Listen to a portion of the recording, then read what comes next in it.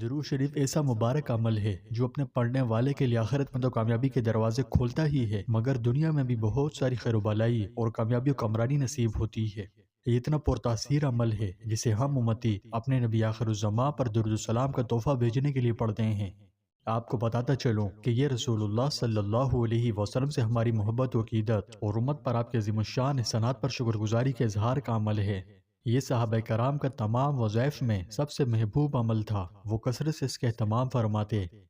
تو ایسے میں کیا ہو اگر میں آپ کو بتاؤں کہ درود شریف ایک بہت ہی خاص چیز ہے، اس میں روحانیت کی دنیا کے راز مخفی ہے۔ کیسے راز؟ تو یہ ویڈیو اسی بارے میں ہے۔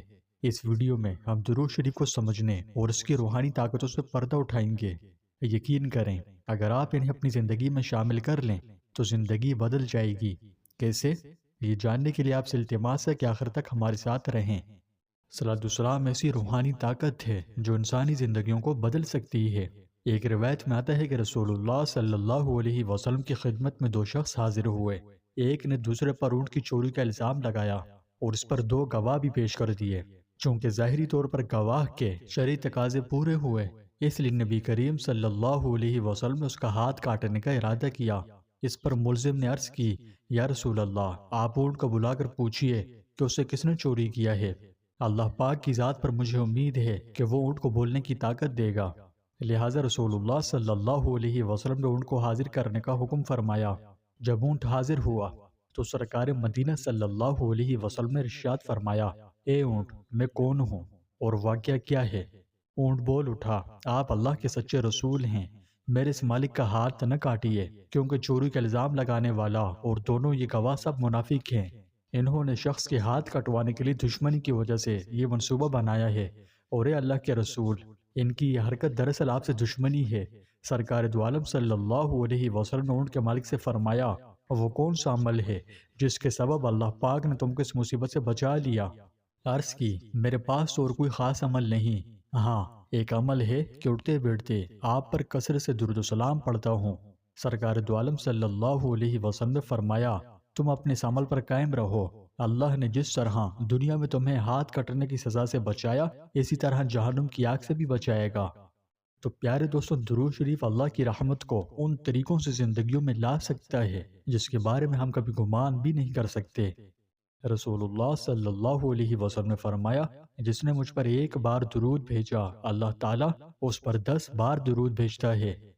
درود سے جو اللہ کی رحمت آتی ہے وہ صرف دنیاوی آسانیاں نہیں ہے بلکہ روحانی بھید ہے۔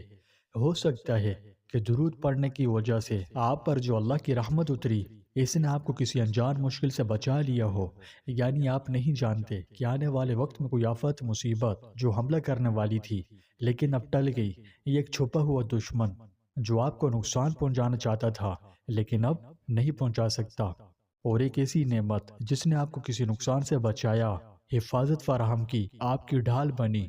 غرض اللہ سبحانہ و تعالیٰ کی رحمت ہماری زندگیوں میں ایسے طریقوں سے ضرور پذیر ہوتی ہے کہ جس کے بارے میں ہم گمان بھی نہیں کر سکتے۔ ہر درود جو آپ پڑھتے ہیں وہ آپ پر رحمت الہی کی تہ بناتا ہے۔ یہ بالکل ایک پوشیدہ ڈھال کی طرح جو آپ کو اچانک پہنچنے والی بلاؤں سے بچاتی ہے۔ اس لیے درود و سلام کی طاقت کو کبھی کم نہ سمجھیں۔ جب بھی ہم درود شریف پڑھتے ہیں تو روحانیت کی دنیا میں معجزہ ہوتا ہے۔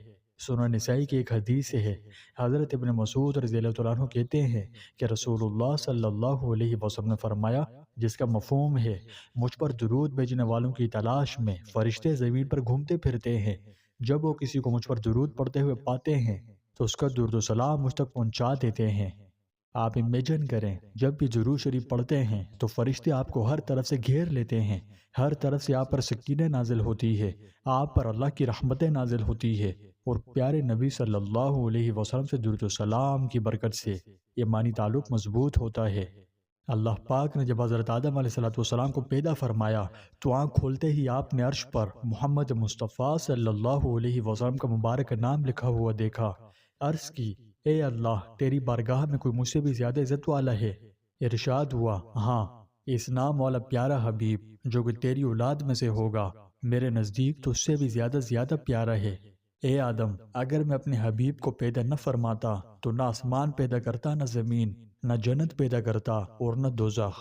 اللہ نے جب حضرت آدم علیہ السلام کی مبارک پسلی سے حضرت بی بی حوا کو پیدا فرمایا تو حضرت آدم علیہ السلام نے انہیں دیکھا۔ اللہ کریم نے حضرت آدم علیہ السلام کے جسم میں ایک مخصوص خواہش بھی پیدا فرما دی تھی، اس لیے آپ علیہ السلام نے عرض کی، یا اللہ میرے اس کے ساتھ نکاح کر دے۔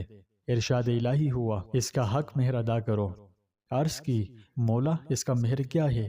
فرمایا، محمد مصطفیٰ صلی اللہ علیہ وسلم پر درود پاک پڑھو۔ عرض کی، یا اللہ اگر درود شریف پڑھوں تو حوا کے ساتھ میرا نکاح کر دے گا؟